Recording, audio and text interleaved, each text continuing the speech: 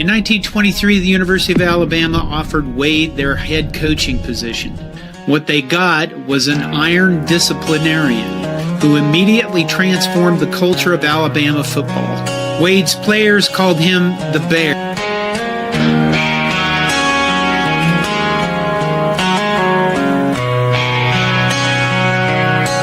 We ride with legends, we roll with pride.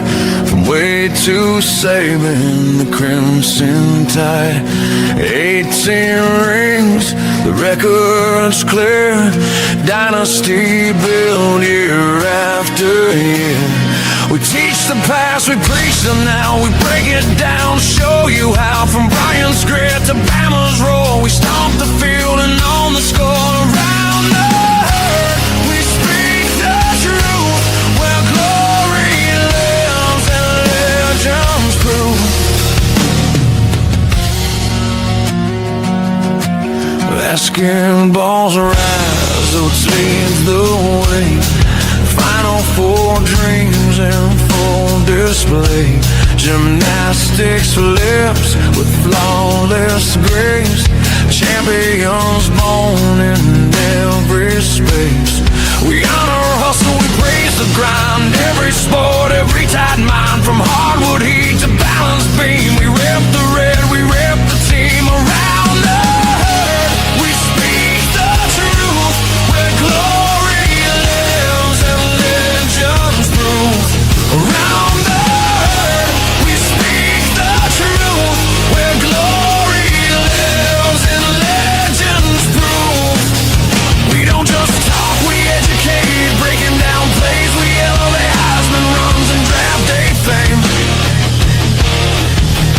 We know the stats, we name the game. Rivals tremble when down is near. We bring the facts, we bring the fear. The same just hype its legacy. The tide rolls deep in history. Around the herd, we speak the truth. Where glory lives and legends prove. So tune in loud, let the story unfold. Of crimson fire and heart so bold. We shine the light on every wind. From past to present we dive in. This show's for fans who bleed that red. Who know the names, the paths they tread. We're not just proud, we're certified. The voice, the pulse of Crimson Tide. Around the herd, we speak the truth.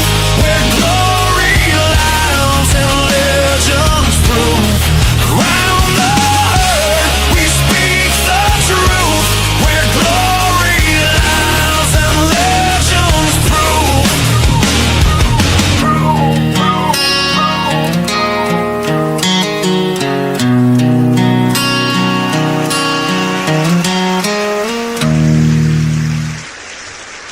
And welcome, Roll Tide. Welcome to Tight Sports. Hopefully we have a Aero Free show. I ran all the gremlins out of here. I had to get Terminex, Cooks, and I dropped a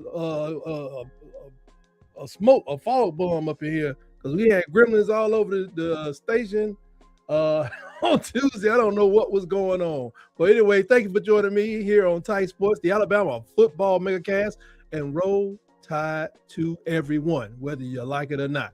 Tide Nation, lock me in, and let's talk about our Crimson Tide, the greatest dynasty that we've ever seen anywhere in the world. But before we get rolling, please remember to subscribe to the channel. Don't go a second longer without subscribing. Drop a pound on that subscribe button. We're on our way making a run to 700, and we're going to keep on going until we get to where we need to be. Let's see, where are we today? It's been a lot of stuff going on. I mean, a lot of stuff going on. What else I got to do next? Oh, yeah. Remember, if I successfully stimulate the happy juice in your gray matter and make your funny bone jiggle, please remember to poke that like button right now. I am not hearing my stuff. There it is. Got my little theme music back there. Got to get that all rolling. Folks, before I start talking about today's subject, which will be eventually DeBoer domination, we got to talk a little bit about DeBoer re-engineering. But first, we have to talk about a scare that nearly sent half of Tuscaloosa to the emergency room in Birmingham, because you got to go over there to get the cardiac and the brain stuff. Our sophomore sensation, Lacia Brooks, was involved in the car accident. I was like, Lord Jesus, no. But he all right, y'all. It was crazy, because he had a picture he put on social media for about 30 minutes. So somebody said, boy, you better take that down. He had a collar around his neck. My heart skipped a beat. I think everybody's heart skipped a beat. I'm hearing that he's fine, but this is the man who single-handedly sent Oklahoma packing in the playoffs last year with those 2 massive touchdowns. I mean, the neck brace, I guess he was looking, he said God is good. That's the only thing he said in the post. I've heard anything else about it, whether he's out of the hospital. I think he's out of the hospital. But that thing that post got deleted pretty quickly. It kind of was like an Auburn lead. It just got up out of there real quick. But reports are coming in now. It was just precautionary. Thank the Lord. He's expected to be okay. Lacia, son, I love you, but you got to start calling more Ubers. Go ahead and go ahead and spend some money. I mean, these people out here, I just asked everybody, when you see an Alabama player come down the road, could you please just pull to the side? Just pull to the side of the road, let them go through. It's always an emergency. I'm just playing. But, there's no need to break out the doggone prayer candles. We're not going to have a whatever, man, what you call it. It could have been a lot worse. Things happen like that. I'm just glad that he's okay. But I'm just gonna need that man, somebody to drive him around like he one of those Fabergé eggs, just because I know if it's real short distance, last year, just run over there, man. You run a 4.3, how long is it gonna take you to get to Walmart and back? What, 10-15 minutes? So they had me stressed, man, because I just saw the article. It said Lacia Brooks had an accident. I was like, Lord have mercy, because Jeremy Bernard up out of there, and Isaiah Horton. He went out to greener pastures in Texas at College Station. Lacia is a veteran presence now. Yeah. As a sophomore, he's a veteran presence in that room. And, that room is, man, y'all remember when y'all first found out about Snapchat? If you go 30 years old, you're like, man, there's a lot of young people in there. Yeah, that's what the wide receiver room looked like. Because Lacia is expected to be that H-back Lightning to Ryan Williams at the Z receiver for Thunder. Thunder and Lightning supposed to take over this season. At least that's what we're hoping for. And if we're going to get back to the mountaintop, we're going to need Lacia and Ryan to be the most dangerous duo. I'm hoping for a trio, actually, in the SEC. And a Honda Accord, never taking that away, man, is just... That's just a level of stress I don't need. I'm a man of a certain age. I need things to go smoothly in my day-to-day. But speaking of the standard, the king himself, let me get my applause ready before I say it. The king himself, Derrick Henry, he had something to say about the Crimson Tide, the Heisman Award winner, the legend, probably going to end up being he already at number 5 or 6, but he could end up being the leading rusher in NFL history. Was all over with. This man who has a stiff arm that is officially registered with Baltimore and Nashville as a lethal weapon. He sat down on Super Bowl week, man. He dropped some truth bombs on these people, man, on the current state of the program. And he didn't have a lot of bad or horrible things to say. He just said that, he didn't stutter when he said it, though. I mean, you go talk to him, you got a problem with it if you're a player, and if it impacts you, probably need to lead the program. But if it's called critique. It's a critique. He said the only way Bama's going to get back to being top dog is if the players lock in and worry about their legacy more than their NIL checks. He talked about the growing pains for Coach DeBoer, but reminded us that even St. Nick had his own struggles in 2007. And it's about how you respond when your back is against the wall. So, your back is against the wall because you're competing against a legacy. You're competing against records. You're competing against multiple championship coaches. So, yeah, your back is against the walls. I heard somebody recently say that DeBoer is on the hot seat. Okay, when is the seat at Alabama never hot? I think it got cold around 2012, 2013, maybe even 2015 for Coach Saban, because people were still cheering the Bear. But this man was holding up 3 rings. They was like, man, he ain't no Bear Bryant, though. You can't please everybody, but when does the seat at Alabama cool off? It's always a little warm, I think. But when Derrick Henry tells you to lock in, you don't have to ask why. You just start hitting the sleds harder. Start hitting until your shoulders bleed. Don't leave nothing on that practice field. You're getting the money, go and play. He's calling out the culture. Folks, you want to see leaders who aren't just there to, for the next transfer destination, but guys who want to leave a permanent mark on that trophy case, in the Mal Moore building. And, that's kind of like that Ty Simpson thing, but I will say everybody's not Ty Simpson. Everybody's an individual, but while you're there, guys, 1 year, 2 year, 3 year, 4 year, 5 years, 7 years, give it y'all, buddy.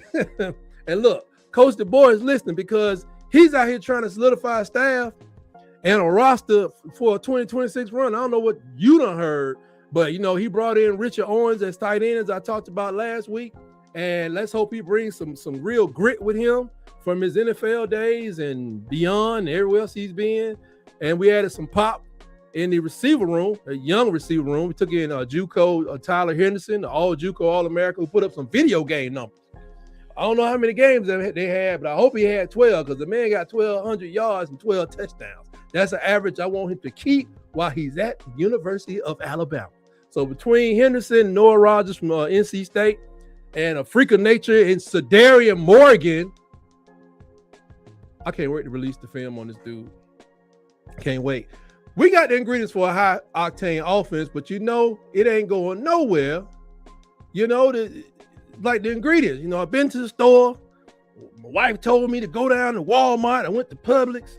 I had to come back up through Kroger's. Then had to go to Food Depot in red and white. Then to get home, we talking about we ain't got nothing to eat. That's how it is when you got all these weapons and the offensive line ain't doing that. So, hopefully Lassie Brooks and everybody can pull it all together. But I just hope that Coach Clem being added could give this team its heart back, its passion back. Can mash on fools, man. So because if not, I don't know. I want the best for the Tide, but that means being the best team that nobody want to see on their schedule. And we're just not that it's about 12 teams that don't worry about playing us right now. Most of them do, but a lot of them, come on over here. My place or yours. You know what I'm saying? We got to get rid of that. We got 12. I say 8 really, but I'm going to just say 12. With all due respect, I'm going to say 12. And no, it's not 13. Who they don't mind talking to us every once in a while. But with that kind of standard, man, that we have, we got to get back to mashing people, man. We was built on a standard. There was a expectation set long before me or Coach Saban, really.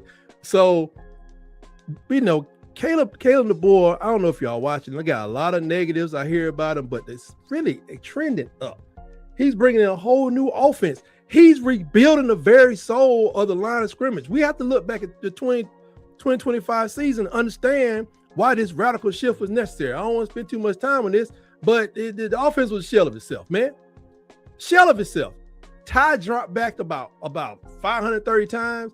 He experienced 560 times. He experienced 183 pressures, 32 sacks.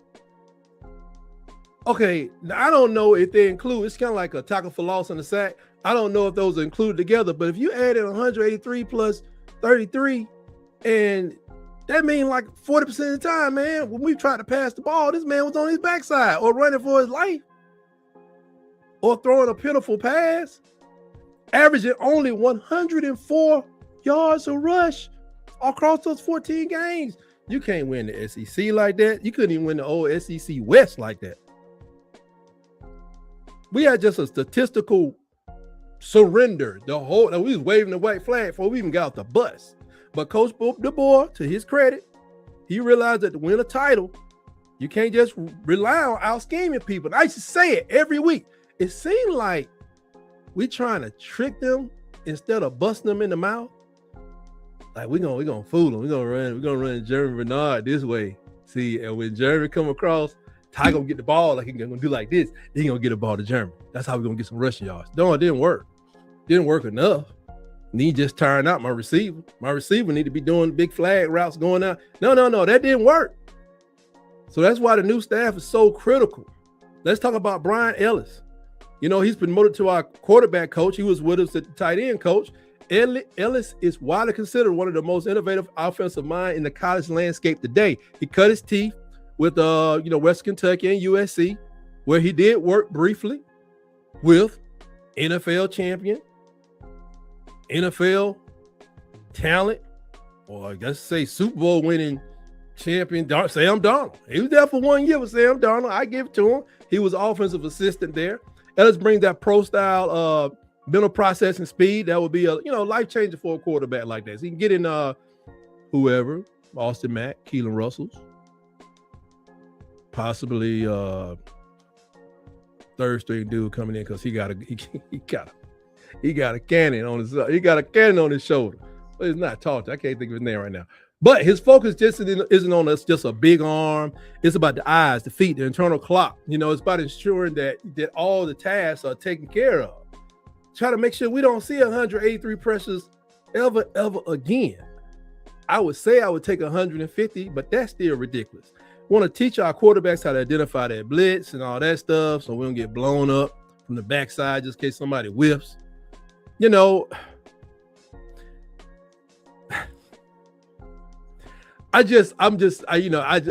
thinking about the offense last year, and I'm just like, I could see it. Like we were just trying to run around people instead of just mashing them. And it was just so unusual to see our offense just operating like that.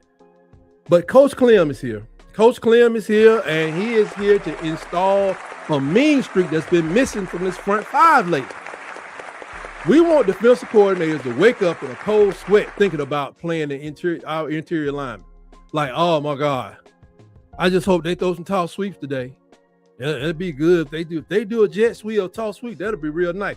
Moving to the outside, we have Derek Nix taking over the wide receivers. Now, this is an absolute golden hire to me because the man is a Southern assistant coaching legend. He's been around. He's been in the game. He knows what Southern football is all about, and he believes in all the toughness that it takes to win. Spending like 2 decades in the SEC at this point, he knows what it takes to be to produce good players in this league. And they said that we had some problems blocking that wide receiver spot last year. I really couldn't tell because the line was so bad, but I bet you we don't have it this year. I bet you we won't have no bad blocking wide receivers this year. If can't nobody out there block, I bet you our wide receivers know, you won't play. He's just not a pass game guy. He's an expert in the total offensive ecosystem, having coached both running backs and receivers and being a running back himself. I hope he can go back and teach our running backs how to pick up a blitz every once in a while. That means our wideouts will be the best. I expect them to be the best perimeter blockers in the country, period. Because soon as you get these Coach Clem to get the guards mashing over defensive tackles, and we get to that second level, and our running backs either run pass or stiff arms a linebacker, you can go to the end zone because our guys got you covered at the third level. Nix is bringing a level of recruiting prowess also that keeps that talent pipeline overflowing with just top-tier athletes. More importantly, forget about what tier they've been placed on. He knows what the athletes look like. I mean, you can look at where he came from. His room did not look horrible at all. So, but more importantly, he develops those athletes to complete football players who understand their roles in the run game. So under Nix, our receivers just won't be waiting for a deep ball. No. They'll be crackback blocking safeties, to spring our backs for 50-yard runs. I'll take some 30-yard runs. But I like to see a nice, I think we had 2 runs over 50 yards last year against East Carolina or somebody. But that's the type of selfless physical football that defines the Alabama team. Julio could block. Oh, yeah. Julio could block. All them boys had to block to be out there. Finally, let's talk about that Swiss Army knife that they added to the staff. Richard Owens, our new tight ends coach. He's a former NFL tight end. He's coached on a high level, UAB and Georgia Southern. That dual experience is because, DeBoer system requires tight ends that are essentially a 6 lineman. Lord knows we need the blocking help, but you got to have good hands. You got to be able to touch the microphone without making a noise. You know what I'm saying? Owen's going to bridge that gap between Clem's front line and the explosive playmakers outside. So his units at USB, they were famous for their discipline and for their productivity, because while he was there, that team did win their conference twice, which at UAB, that is quite the feat, because I don't think they're about that life now. He's going to ensure that our tight ends are not a liability in pass protection. We had some young tight ends who, ain't no problem with Josh, but Josh can't play every down, and now he's gone. So he's going to provide that split second that the quarterback needs. Oh, bro, it's a beast over here, man. Sometimes you just playing against beasts in the SEC. Yeah, tackle he can't handle it. I need you and you to help him keep that beast right there and get it done. No questions. So with Owens in the room, you can expect that 12 personnel to look like a nightmare for opposing offenses. I mean, defenses, just have to scout, because they're going to have to worry about not only how they're going to get some pressure, but if they go for it, why come this man is running down the seam 30 yards like a deer? Is that Shannon Sharp out there? He's a man who makes the re-engineering of the line of scrimmage complete. Just a total revamping of everything. The only thing that didn't change was like the running back coach, I guess. The running backs are changing. So I'm just laying down the challenge, man. I expect a 40% improvement across the board. I'm going to put it out there. I want to reduce those 33 sacks or 32 sacks by 40%. And before let me look at this chat real quick. I got a couple guys dropped in on. That is Nick at the Coolest Pod. What's going on, man? What a cool talk podcast, man. They over there. Tell you how you feeling about the Alabama reschedule with the home. I feel funny about it. To be honest, I get it. 9 SEC games, but Nick, like I said, man, I don't know how heavy I am on the SEC these days, man. Like, you go 7-1 in the SEC, it should mean postseason success. It definitely did not mean postseason success for Alabama. So what did we learn? I mean, going through that, but people go through ebbs and flows and money, and I'm waiting for 3 or 4 teams to say that they spent too much money last year, they're not doing it again. And so we gonna go back to being insert a school name here. It ain't that important to us. I just think that it's gonna come a time when SEC could just pop back around and be great. But to be honest, what if we played a 9-game SEC schedule and then you took you lost to Ohio State by like 17. But you was undefeated in the SEC. So it's like, what you think gonna happen in the playoffs? Or if you play the whole schedule, you lose to Georgia, then you beat the crap out of Ohio State. I just don't think there's a negative to it, because if you want to be a Titan, you got to play against the Titan. Let's see. I understand. He said, I understand it, but they would have to play another Power 4 school outside of the 9th conference game. I think that's how it's going to be, man, because I don't like to talk about how it's a good loss, but to be honest with it's some maneuvering. I mean, you got math involved, I guess, but Nick Saban used to always try to play somebody that looked like they had a pulse at the beginning of the season. He said got the team's head ready. So, 2 years out, I don't think I'll be worried about Ohio State. You know what I'm saying? If you just go out there and do what you got to do and execute. And I would say too, ask me this question after I see him play in 2026. If they play like they did last year, you need to get that game scheduled. You go take that down, brother. You get no. If they come out there looking like this, running 104 yards a game, no, bro, take that off your schedule. You have a hard enough time getting through your conference schedule. But if they can come out and get the 40% I'm about to talk about, then I can roll with it. I think you go for it.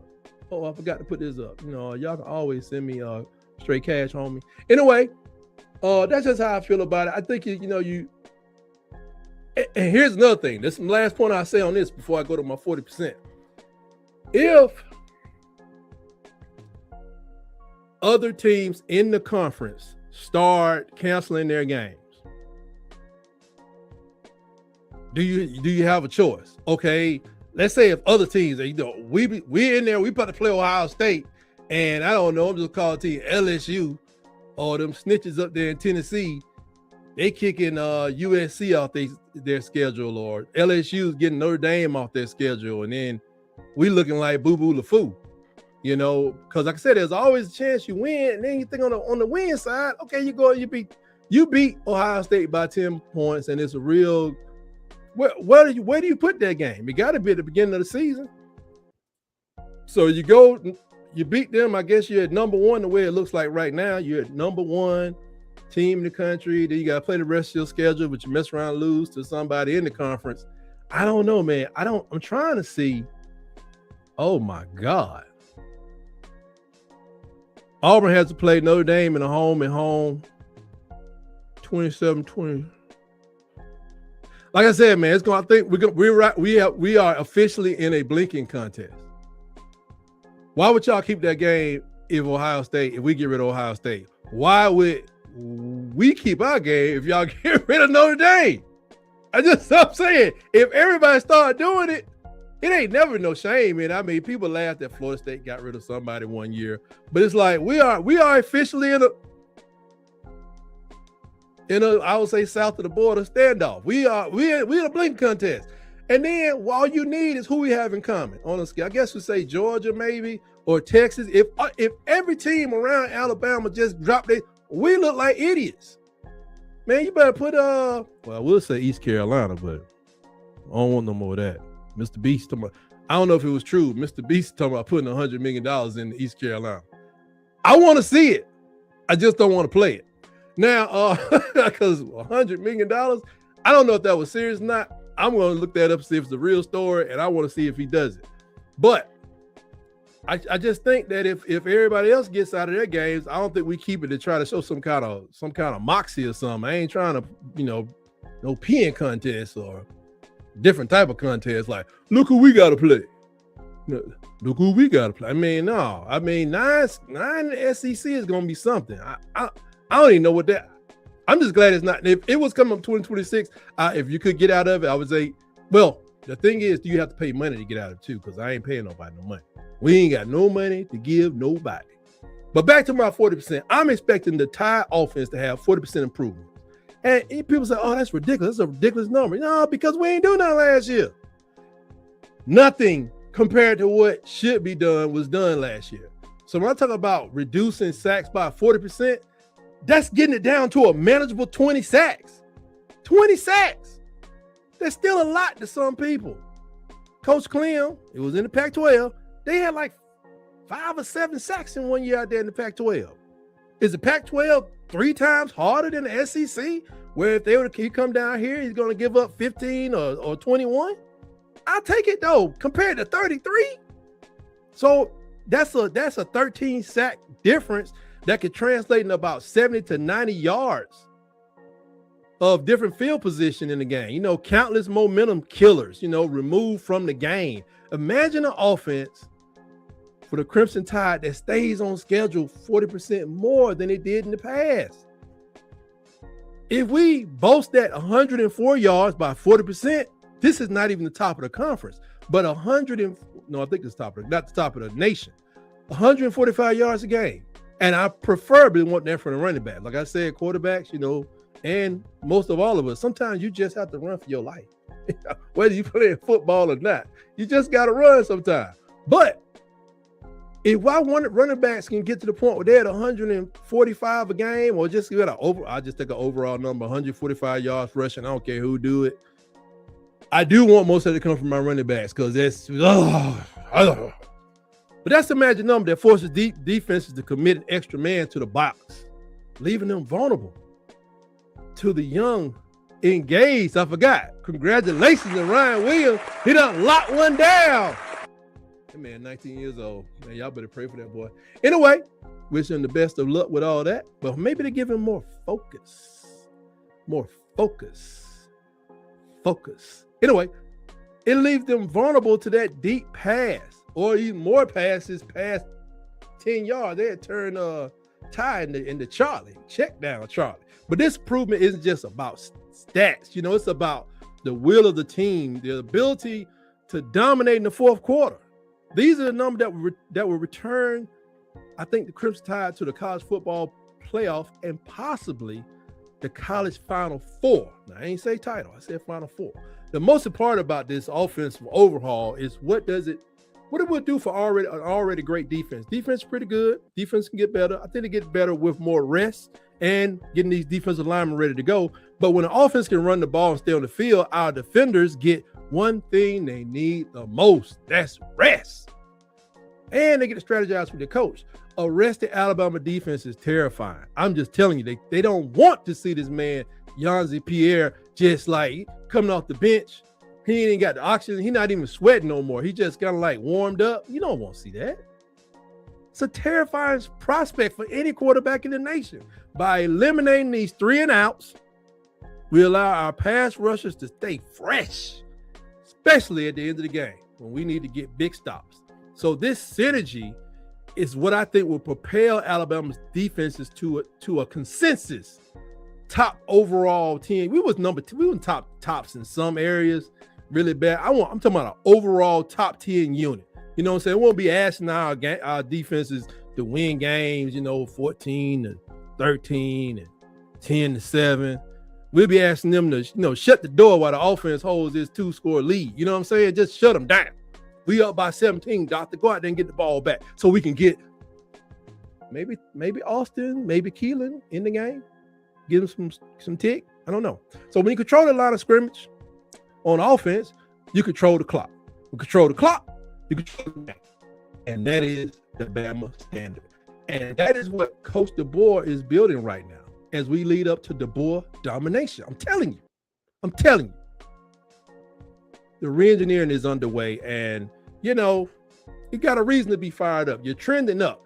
Everybody can say, we falling off, blah, blah, blah. When I look around at 136 teams,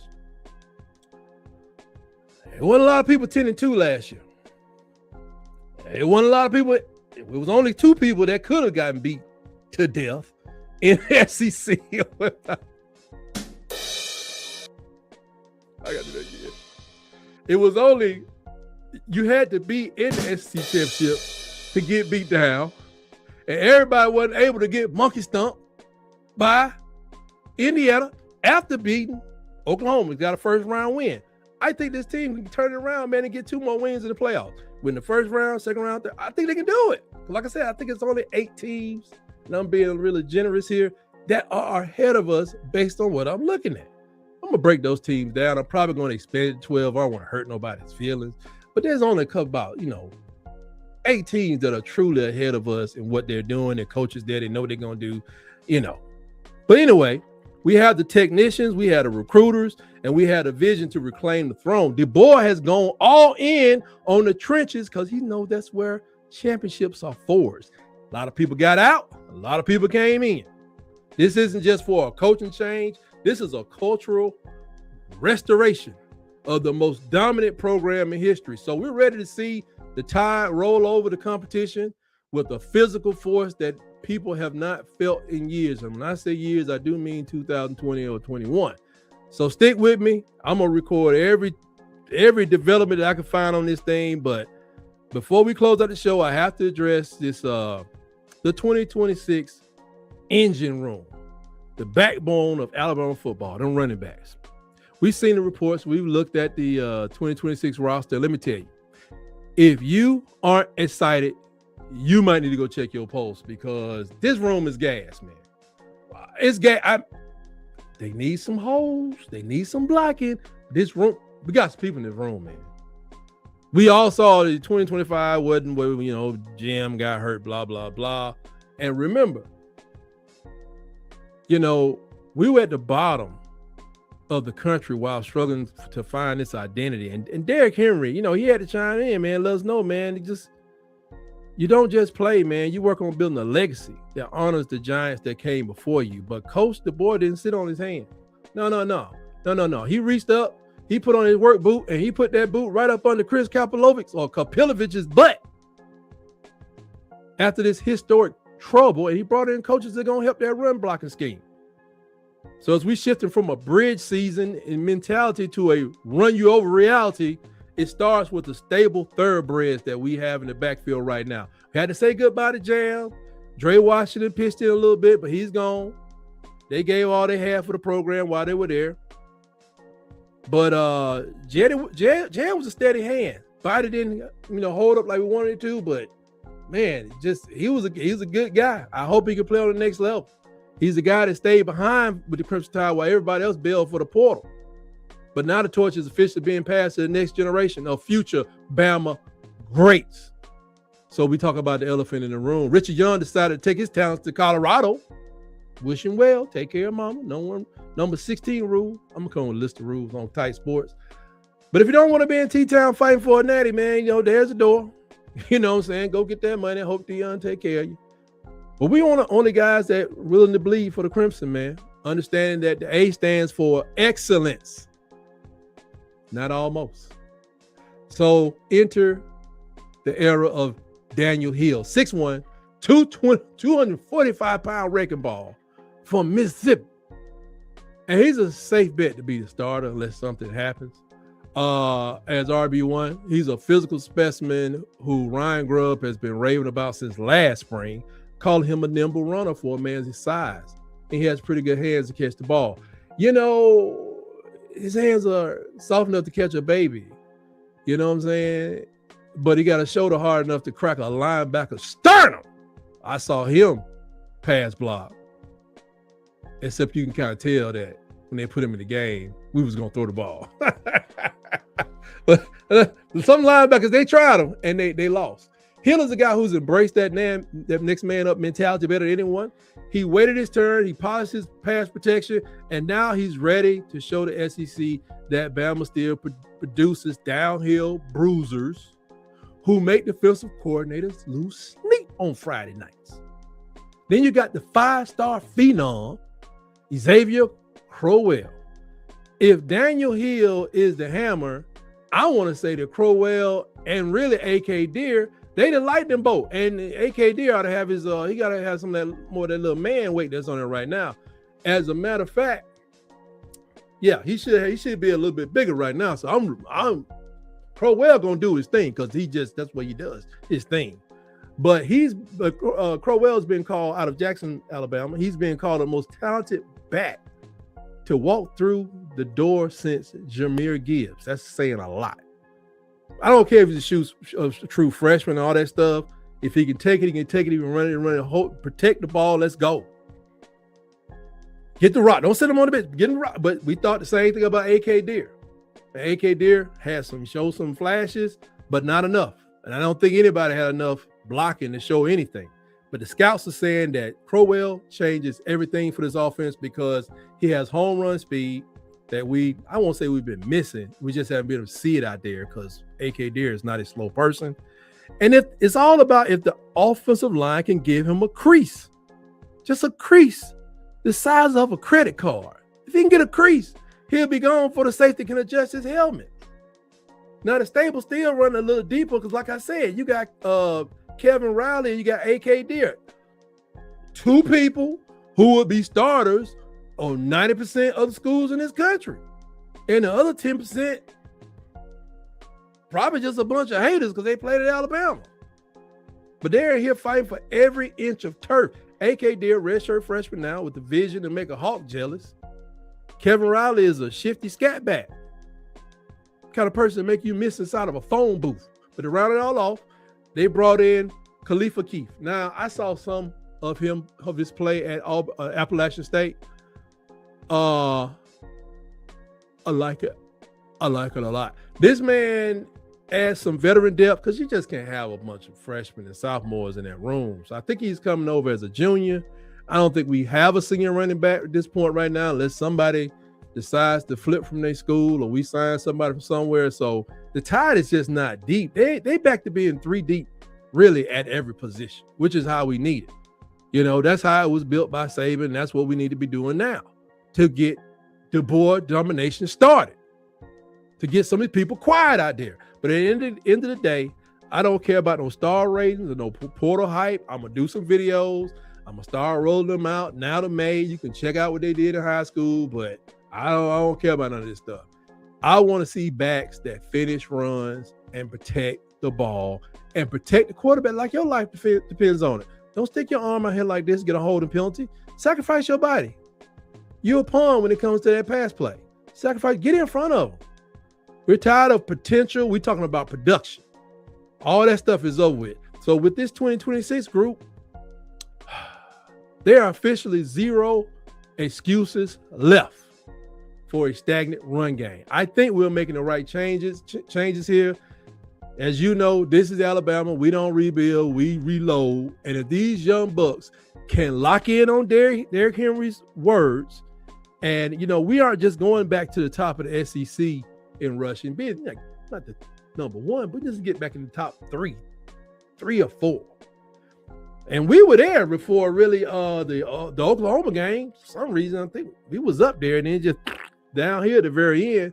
But we're going to run our way right back to Atlanta to give out some payback. And maybe, just maybe, we can wrap the season up in Las Vegas, baby. That's right, I said it.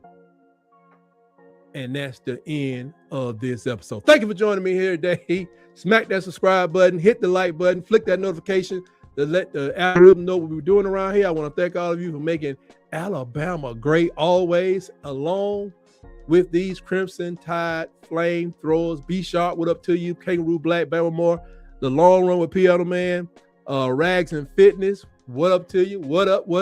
And what up to these brothers over at Auburn Addicts and the ladies at Auburn Addicts. Water Cooler Podcast, Bubba and the Old Man. It's SC season. Dustin over at the Up Tempo Podcast, and Huggy Beard himself, aka Rooster Mac. And shout out to Vandy Chris. I still got the Golden Broom Podcast down here, but I know he got a new show he just rolled out. So I'm gonna try to see if I can get over there in Tennessee and cause a ruckus. So anyway, I'm advising all these guys that are not Alabama fan, find something to do in the fall, because you're not going to see what's going on here. But check in with me. Almost every day, I should be dropping something every other day for you to check out. Until next time, we will see you right here next Tuesday.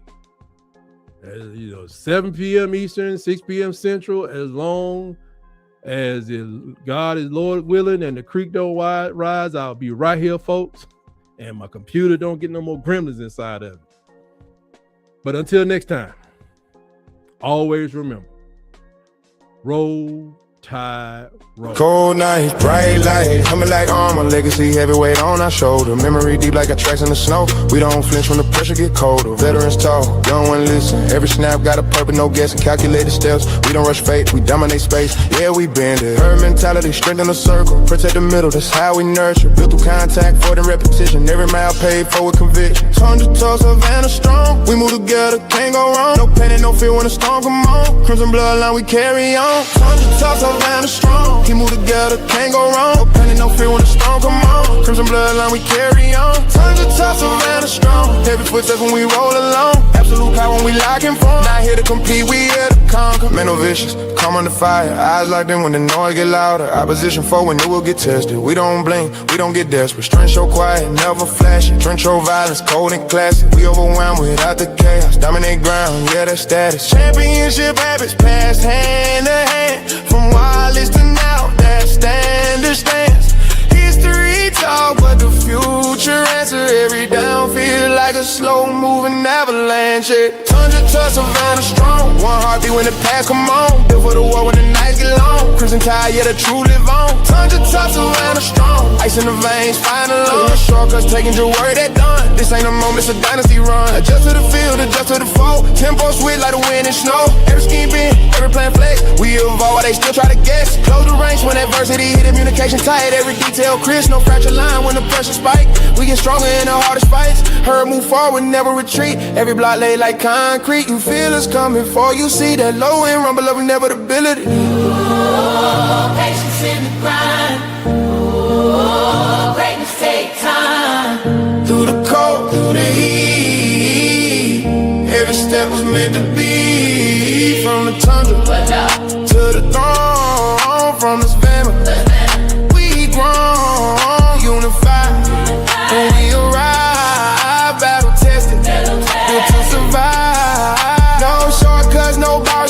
Title earning Alabama time. Repetition made us iron strong. Same song played all season long. We don't chase noise, we chase ring. Move slow, but everything break when we swing. Let it lead, young ones ride. It's our program, never dies. Final crossing, city ends on glow. Hold her standing, ready to go. This ain't hope, it's destiny. Written in steps, you can feel beneath.